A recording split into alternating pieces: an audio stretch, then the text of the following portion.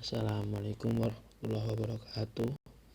Saya dari kelompok 14 ingin mempresentasikan tentang PT Jet Global Express atau biasa disebut JNT yang beranggotakan 3 orang. Yang pertama, saya sendiri Ahmad Arfi Hamzah, NIM B10170255. Kemudian yang kedua, Muhammad Kamaruddin, NIM B10170259. Dan yang terakhir, Barengeda Setia Gusranda, NIM B11070267. Yang pertama adalah pengertian tentang JNT atau definisi JNT. Apa sih itu JNT? JNT adalah perusahaan penyedia jasa ekspedisi yang dibangun tepatnya pada tanggal 20 Agustus 2015. PT JNT sendiri didirikan sekaligus diresmikan kantornya di Pluit, Jakarta Utara. Kemudian JNT juga memiliki 2 opsi untuk mengirimkan barangnya. Yang pertama, kurir jemput barang, dan yang kedua, drop off point atau orang itu mendatangi kantor JNT Express. Maksud dari mendatangi kantor JNT Express itu adalah mendatangi misalkan counter-counter JNT Express dekat di kota kalian masing-masing. Dan untuk kurir jemput barang itu akan mengambil barang langsung ke alamat Palapa. Sedangkan untuk drop off point, Palapa sendiri mendatangi kantor JNT Express terdekat. Ya, untuk visi dan misi JNT sendiri yaitu visinya memajukan dan mengembangkan perusahaan jasa titipan atau kargo dengan manajemen risiko yang handal, terkemuka, dan dipercaya oleh masyarakat di seluruh Indonesia, serta mensejahterakan masyarakat kurang mampu. Kemudian misi dari JNT sendiri yaitu menyediakan produk jasa angkutan titipan ke seluruh pelosok Indonesia dengan mengutamakan kepuasan customer. Kemudian misi yang kedua, menjalankan bisnis kargo atau jasa titipan dan manajemen risiko secara etikal untuk meningkatkan nilai pemegang saham secara maksimal. Adapun proses pengiriman barang JNT dari si pelapak ataupun si pengirim barang tadi ke kantor JNT hingga tiba ke penerima barang atau pemesan barang. Ya, berikut ini adalah tampilan proses pengiriman barangnya seperti gambar berikut ini. Kemudian contoh barang yang sudah masuk di JNT, misalkan barang akan diantar di kantor JNT, akan muncul informasi sepintar seperti gambar di samping ini. Kemudian lagi contohnya misalkan kurir yang mengantar lengkap akan menanyakan nomor ponsel si pengirim tadi. Proses pengiriman barang sudah dalam tahap 5%, yaitu memberi bobot 5% jika paket sudah diterima oleh si Diko yang admin counter tadi. Kemudian proses pengiriman barang sudah 45% jika sudah melewati titik 9 pos. Kemudian proses pengiriman menjadi 95% ketika barang sudah diterima kurir tadi. Dan yang terakhir adalah proses pengiriman selesai dan menjadi 100% jika sudah diterima oleh si penerima atau pembeli tadi. Analisis SWOT. Yang pertama itu threats. Banyaknya kompetitor yang sudah lama berkembang dan terkenal namanya di masyarakat. Yang kedua itu opportunities. Adanya sistem IT yang bagus. Permintaan masyarakat yang tinggi akan jasa pengiriman. Yang ketiga itu weakness. Nama atau brand masih belum dikenal atau banyak diketahui masyarakat. Yang keempat itu strengths.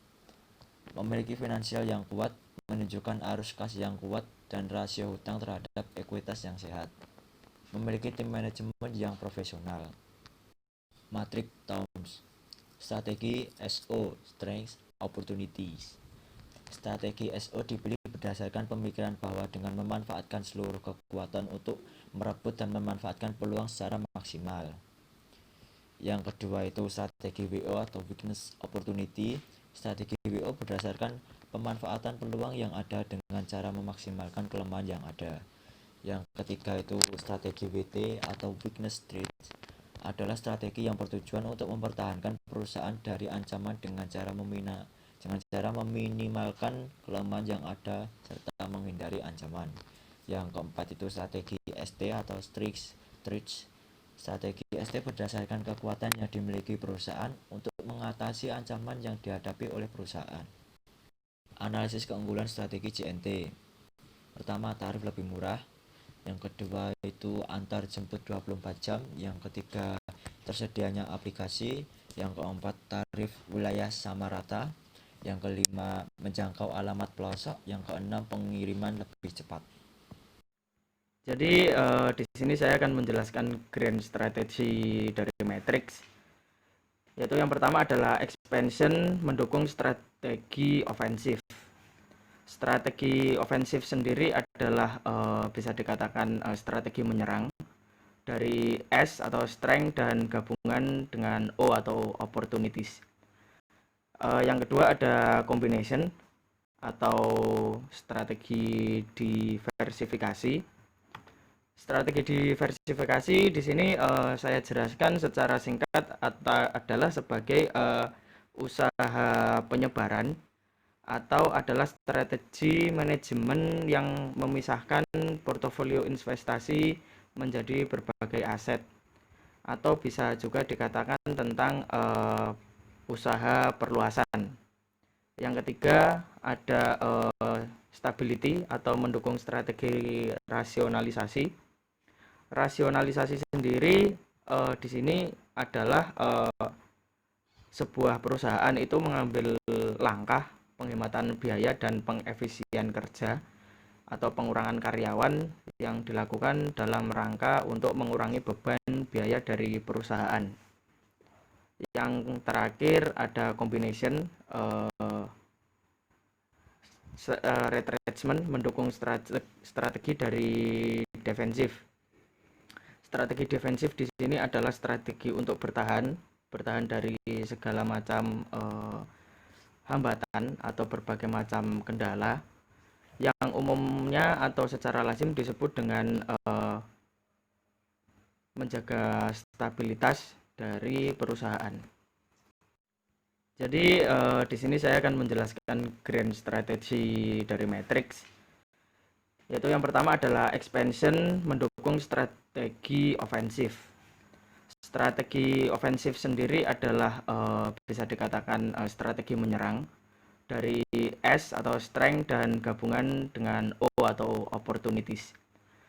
Yang kedua ada combination atau strategi diversifikasi. Strategi diversifikasi di sini saya jelaskan secara singkat adalah sebagai usaha penyebaran atau adalah strategi manajemen yang memisahkan portofolio investasi menjadi berbagai aset, atau bisa juga dikatakan tentang usaha perluasan. Yang ketiga ada stability atau mendukung strategi rasionalisasi.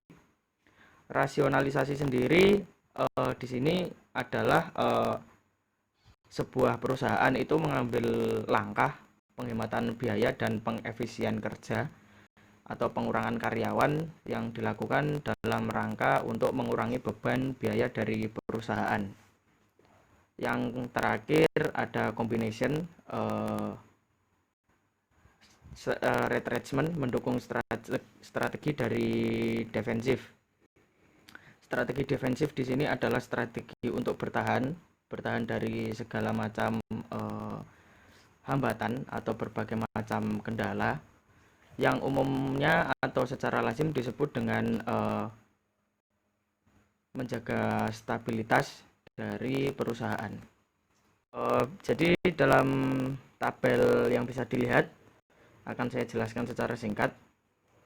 Yang pertama ada SO atau strength dan opportunities, yang prioritas strateginya adalah growth atau pertumbuhan dan expansion atau perluasan. Yang kedua ada strength dan threat atau kekuatan dan ancaman, yaitu prioritas strateginya adalah kombinasi. Yang ketiga ada weakness dan opportunities. Prioritas strateginya adalah stabilitas. Yang terakhir adalah weakness dan threat atau kelemahan dan ancaman, yaitu prioritas strateginya adalah penciutan.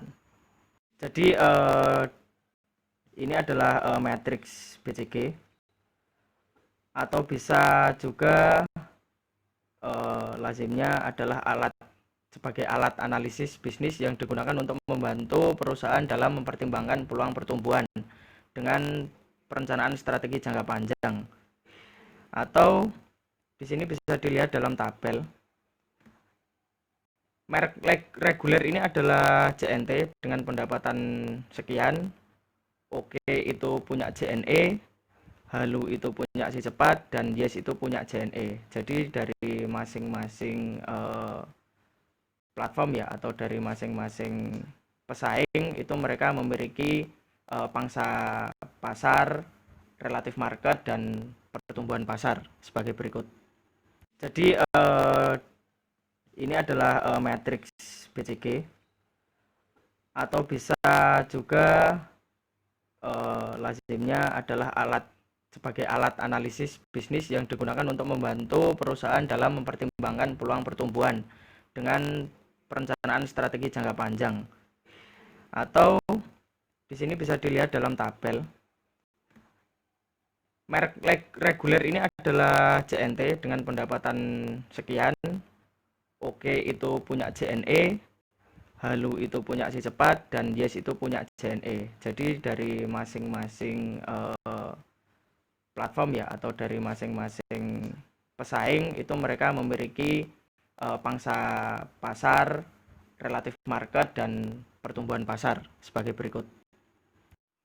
Dalam strategi terpilih atau layanan development strategi, persyaratannya bisa dilihat di dalam tabel dengan keterangan semuanya yes ya, yang mengindikasikan semuanya ya atau oke, bisa dilakukan dengan baik. Jadi kesimpulannya, berdasarkan analisis dan perbandingan dari beberapa faktor komponen tertentu, maka dapat disimpulkan bahwa di antara jasa layanan ekspedisi lainnya, yang lebih unggul adalah PT JNT Express karena memiliki inovasi yang berbeda berdasarkan kecepatan dan keefisien harga yang lebih unggul dari bisnis ekspedisi lainnya. Ya, jadi ini adalah presentasi dari kelompok kami 14 mengenai PT JNT Express. Apabila ada kekurangan, kami mohon maaf sebesar-besarnya karena kesempurnaan adalah milik Allah Subhanahu wa Ta'ala. Jadi cukup sekian dari kelompok 14. Saya pamit undur diri. Assalamualaikum warahmatullahi wabarakatuh.